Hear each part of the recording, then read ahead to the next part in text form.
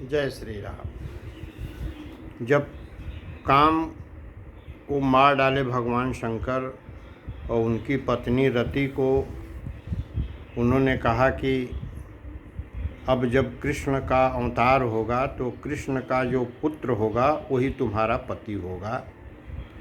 उसके बाद सारे देवता, विष्णु भगवान, ब्रह्मा जी, सभी लोग शिव जी के पास पहुँचे और शिव जी से विनती करने लगे कि हे प्रभु, हम लोग आपका विवाह देखना चाहते हैं। तो वहाँ से प्रसंग शुरू है। सकल सुरन के हृदय अस शंकर परम उछाहु, निज नैनन ही देखा चहें नाथ तुम्हार विवाहु। हे शंकर जी, सब देवताओं के मन में ऐसा परम उत्साह है कि हे नाथ, वे अपनी आँखों से आपका विवाह देखना चाहते हैं। यह उत्सव देखिय भर लोचन, सोई कछु करहूँ मदन मदमोचन। काम जारी रति कहूँ बरु दीन्हा, कृपा सिंधु यह अति भल कीन्हा। सासति करि पुनि करहि पसाऊ, नाथ प्रभुं कर सहज सुभाऊ। पार्वती टपु कीन्ह अपारा, करहु तासु अब अंगीकारा। हे कामदेव के मद को चूर करने वाले, आप ऐसा कुछ कीजिए जिससे सब लोग इस उत्सव को नेत्र भरकर देखें। हे कृपा के सागर, कामदेव को भस्म करके आपने रति को जो वरदान दिया सो बहुत ही अच्छा किया। हे नाथ, श्रेष्ठ स्वामियों का यह सहज स्वभाव ही है कि वे पहले दंड देकर फिर कृपा किया करते हैं। पार्वती जी ने अपार तप किया है, अब उन्हें अंगीकार कीजिए।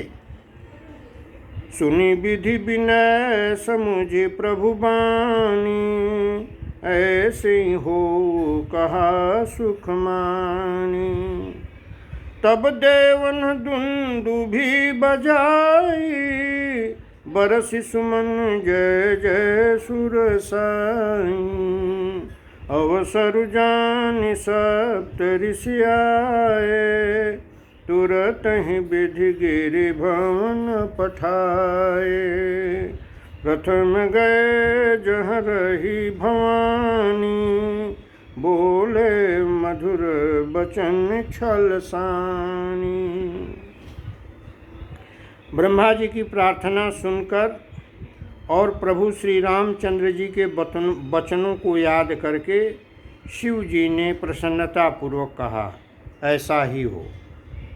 तब देवताओं ने नगाड़े बजाए और फूलों की वर्षा करके जय हो, देवताओं के स्वामी की जय हो, ऐसा कहने लगे। उचित अवसर जानकर सप्तर्षि आए और ब्रह्मा जी ने तुरंत ही उन्हें हिमांचल के घर भेज दिया। वे पहले वहाँ गए जहाँ पार्वती जी थीं और उनसे छल से भरे मीठे विनोद युक्त आनंद पहुँचाने वाले वचन बोले। कहा हमारा न सुनहु तब नारद के उपदेश, अब भा झूठ तुम्हारपन, जा रहे काम महेश। नारद के उपदेश से तुमने उस समय हमारी बात नहीं सुनी, अब तो तुम्हारा प्रण झूठा हो गया, क्योंकि महादेव जी ने काम को ही भस्म कर डाला। सुनी बोली मुस्काई भवानी, उचित कहे मुनिवर विज्ञानी। तुम्हारे जानो काम अब जारा, अब लग सिंभु रहे सबिकारा। हमरे जान सदा शिव जोगी, अजयन वाद्य काम अभोगी, जो मैं शिव से अस जानी, प्रीति समेत कर्म मन बानी। वह सुनकर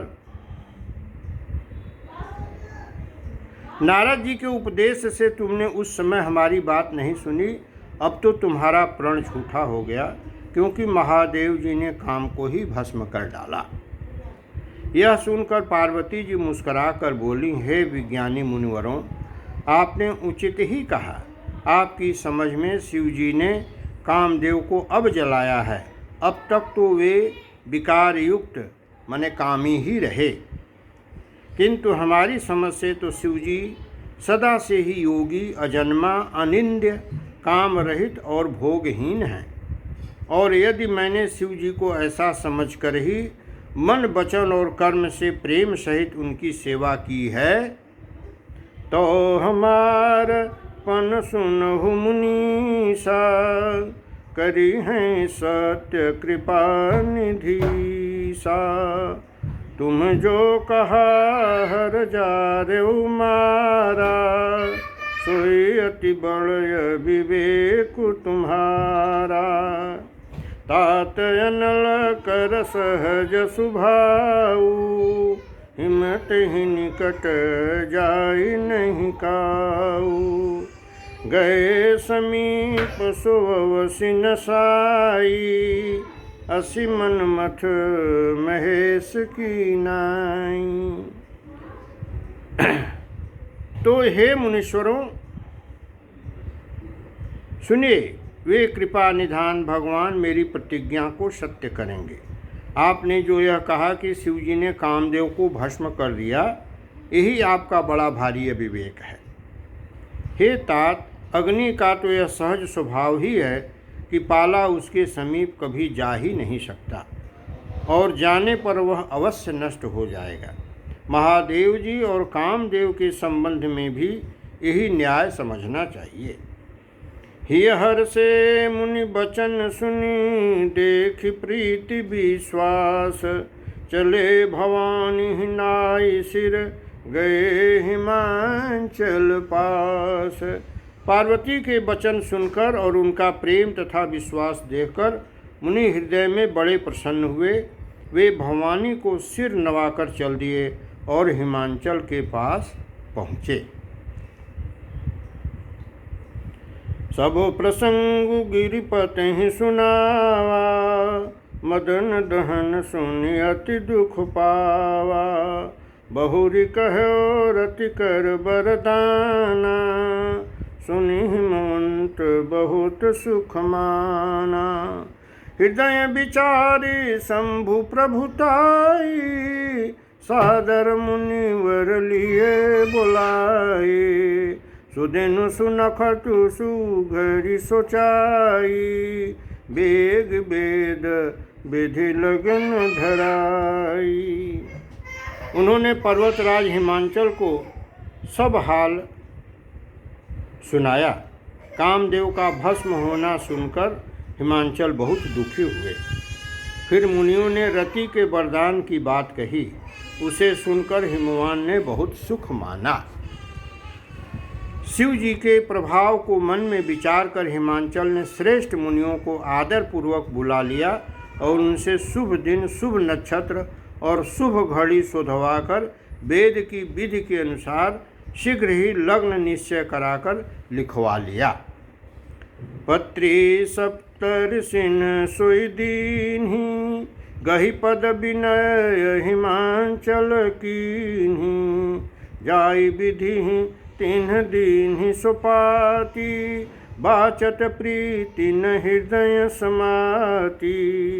लगन बाची अज सबहि सुनाई, हर से मुनि सब सुर समुदायी।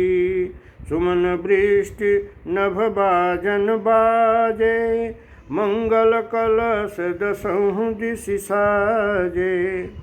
फिर हिमांचल ने वह लग्न पत्रिका सप्त ऋषियों को दे दी और चरण पकड़कर उनकी विनती की उन्होंने जाकर वह लग्न पत्रिका ब्रह्मा को दी। उसको पढ़ते समय उनके हृदय में प्रेम समाता न था। ब्रह्मा जी ने लग्न पढ़कर सबको सुनाया। उसे सुनकर सब मुनि और देवताओं का सारा समाज हर्षित हो गया। आकाश से फूलों की वर्षा होने लगी, बाजे बजने लगे और दसों दिशाओं में मंगल कलश सजा दिए गए। लगे संवारन सकल सुर वाहन विविध विमान, होहि सगुन मंगल सुभद करहि अप्सरागान।